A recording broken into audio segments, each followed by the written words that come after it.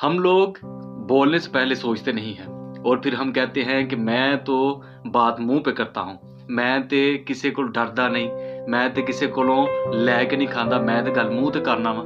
लेकिन कलाम क्या कहता है? कलाम कहता है कि जिंदगी और मौत जुबान के काबू में है। इमसाल 18 बाब और 21वीं आयत में लिखा है, मौत और जिंदगी जुबान के काबू में है और जो उसे दोस्त रखते हैं उसका फल खाते हैं। Praise the Lord. आइए आज का रोज़ा हम इस मकसद के लिए रखते हैं कि खुदा हमें बोलने से पहले सोचने की रूह अता करे, ताकि हम कोई भी बात अपने मुंह से ऐसे ना निकालें जिसकी वजह से हमें कल को नुकसान उठाना पड़े। बहुत सारे लोग ये सोचते हैं कि मैं तो बातें करने के लिए सोचता नहीं हूँ, मैं तो बहुत बोल सकता हूँ, मुझसे ज़्यादा कोई बोल नहीं सकता। लेकिन कलाम मुकद्दस कहता है कि ज़िंदगी और मौत ज़ुबान के काबू में है।